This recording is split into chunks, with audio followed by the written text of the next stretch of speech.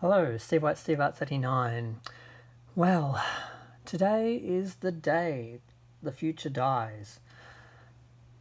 The Federation is being destroyed. Star Trek Discovery is basically morphing into a remake of Andromeda, and I think today should be mourned as the death of the future and the death of Star Trek and the death of Starfleet and Gene Roddenberry's vision for our future and fans' vision of that future, which we've sort of lived with for decades, and now it's being destroyed. We know it was going to be destroyed from like last year, but it's actually happening today by airing the actual first episode of Discovery Season 3 at 11 p.m, which is in about half an hour, I think, in LA. I don't know exactly what time zones that was. I just heard 11 p.m. was when it was going to air, and last time I looked about half an hour ago it was 10 p.m. in LA, so I'm guessing that was that time. So it's pretty depressing, it's pretty sad, but let's just have a look at what some of these people did it for. Goodie boxes. Shills, this is what the Shills did it for. To get interviews to cast members and invites to premieres and things like this. What do we have here? What is the burn? Star Trek Discovery photo props. A little pass.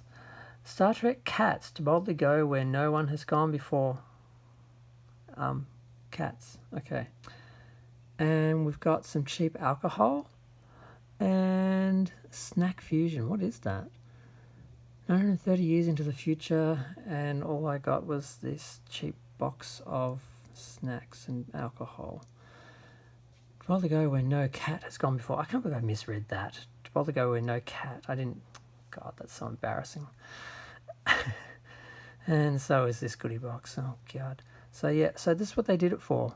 The Shills, the people who are selling out Star Trek and saying that Star Trek is better than ever and it's in a golden age and this is the best Star Trek ever, and anyone who likes the original Star Trek is just stupid and racist and sexist because the old show was racist and sexist and unsophisticated and made for children and all this rubbish that the Drekkies say about Star Trek, the original Star Trek, and even Next Generation and Voyager. All that is so they can get goodie boxes like this sent to them and go to premieres and write reviews a few hours before other people who are watching the show. Yeah, it's pretty sad. Oh, they've actually got lollies. Well, at least they look interesting. I mean, but that's about it, really. And that's what you killed Star Trek for? That's what you sacrificed the Federation for, and that dream of the future, which I just don't understand how this works. How does remaking Andromeda, turning Star Trek into Andromeda, achieve anything creatively, artistically, socially, morally? Like what is the purpose of doing this? Like I was saying to someone in my comments yesterday, Star Trek now seems to be not enjoying an optimistic future and embracing that and exploring the universe and humanity. It seems to just be about the process of getting to that future. It's like every season the Federation, Star Trek, is destroyed and they have to get back to normal, and then they say, oh, to boldly go where no one has gone before. They go to the credits and then they reset it again and they have to rebuild Starfleet again, and the whole story of Star Trek now seems to just be the journey to utopia, not actually being in utopia and enjoying it and benefiting from it. Just yeah, so that seems to be what Star Trek is now, because those people don't seem to be able to envision an actual utopian, optimistic future where we just basically get to benefit from that, and all the problems are external from other races, and that there's no internal problems because we've resolved all our problems and evolved as a race and a society. That is what Star Trek was. And now all we get is current day problems, current day politics, and not even a humanitarian view of those politics where people from both sides can actually watch the show and read the show and learn or look at themselves that's thought-provoking. There's nothing of that in the new Star Trek. All you get is preached, and I'm left-wing, I'm gay, I'm all for diversity and inclusion and everything, but that doesn't mean I feel it should be preached at people like they are stupid and the enemy, and that doesn't gain allies, that doesn't expand knowledge, that doesn't do anything except make people feel bad about themselves. And one simple truth that I learned a little while ago through a friend who put this up, which was a quote from Maya Angelou, is that people don't remember what you say or do, right or wrong. They just remember how you make them feel. You make people feel like shit when they watch Star Trek, that's all they're going to remember. Not what you are preaching, not what you're saying. You give them the opportunity to think for themselves and feel like they've learned or that they've grown or they've experienced something positive, and that they might actually listen to you, but not with the way they do things. Like that was the humanist approach that Star Trek took to everything. It was not bipartisan, but is it partisan or bipartisan? I always get those so confused. Basically, you are able to think for yourself and you'll see both sides of an argument instead of just being preached at what is the right way from a platform and political agendas, which is what the new show is. All they see it is the best platform to preach their agenda, and that's it. And that doesn't benefit Star Trek, it doesn't benefit society, it doesn't benefit anyone. So I needed to have a rant about that because I'm sitting here trying to plan my day and knowing that this is impending, this doom is impending, it's coming, the destruction of this fictional society and universe and future that I believed in and loved by these people who, I don't know what their purpose is. What is the point of destroying Starfleet just to rebuild it to a lesser existence? It will never be what it was before. I don't understand what the purpose of this is. I don't understand why is this journey to utopia so much more important than actually being there. Gene already got us there. The show started off there. Why are they going backwards?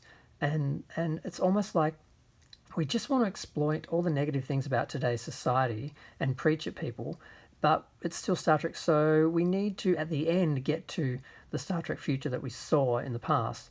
And then we just restarted all the next episodes so we can preach to people again about how evil and wrong and bad they are.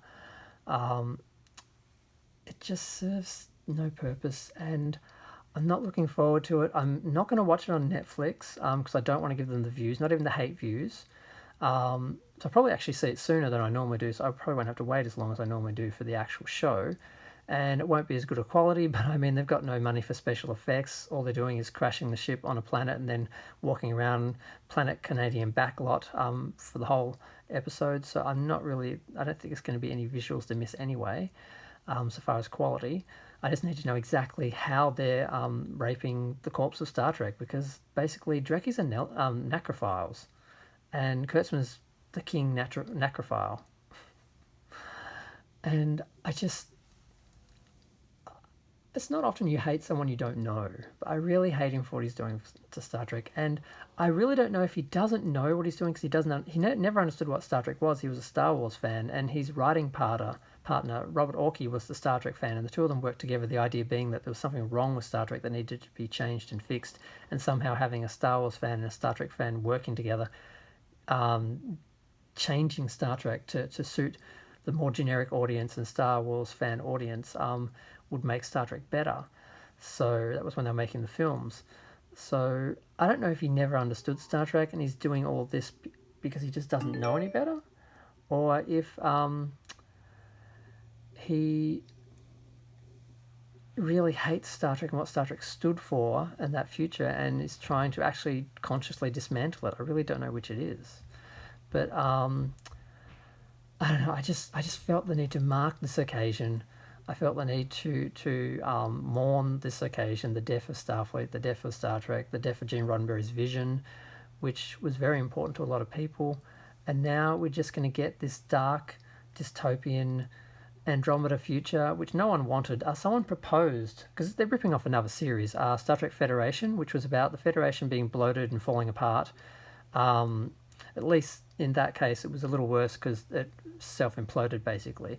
Whereas in this case, it was destroyed by some external force. At least it shows that Star Trek in theory, Starfleet in theory, could have survived, would have survived. It wasn't an internal problem, a cultural problem, really. That's the only positive thing I've managed to glean from any new information from Star Trek Discovery Season 3 is how the Federation was destroyed. It didn't destroy itself like was originally suggested. So it's still the same conclusion, but it's only slightly better. But yeah, I just had to have a rant. This is my COVID therapy, my YouTube therapy.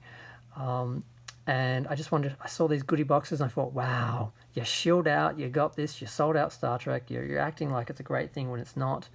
For this, basically, I hope it was worth it, because I know people like this in person who used to be involved in the fan clubs, who sold out and basically banned Star Trek fans, and you could only attend if you or only speak if you supported CBS with the fan film bans and Discovery, and that you couldn't talk about original Star Trek or real Star Trek or anything. And these sort of people are everywhere, and they're the ones who, unfortunately, are winning. They're getting all the access from from CBS and the media and everything, and places like Trek Movie and stuff like that, and Trek Core. They really just hurt Star Trek, and they just do it for themselves. So they get the hits because they get the views, because they get the interviews, because they have the access, because they are shills and say what the studio wants them to say. And, they get their nice little speakers and stuff. And, I hope it's all worth it.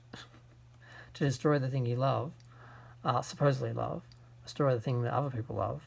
Just, I don't know what for, but I've talked long enough, I've ranted long enough. I'm going to go. Thanks for listening. Feel free to share, like, comment, subscribe. Let me know what you think. Would you sell Star Trek out for a goodie pack, or whatever these are called? I don't know. I'm just dreading watching the show tonight and doing the review, and I've already planned what I'm going to watch and what I'm going to do afterwards to sort of, for the next couple of 5-6 days until the next episode, to sort of deal with the process of mourning Star Trek and Starfleet, and dealing with the stress of it all. I mean, I don't know if you can hear, but I'm like it's I'm actually mourning something that means something to me, that someone else is destroying. I know it's just a TV show, but it's more than a TV show, and it's almost like someone's destroying my religion or something I believe in, or some mythology that I believed in, or was important to me. It's I don't think it's a joke. A lot of Drekkies joke about fanboy tears and all this, but I think this will be examined later on in pop culture and geek culture and psychology later on. I think it actually means something, destroying mythologies, modern mythologies, and what that actually means to the people who believe in them, more so than actual religion or actual mythology, real life mythology. But we'll talk about that another day. I've got to go. This is almost 14 minutes now. I've talked, but like I said, this is my therapy. Feel free to share, like, comment, subscribe. Let me know what you think. Feel free to join me in my morning if it helps. Thanks. Bye.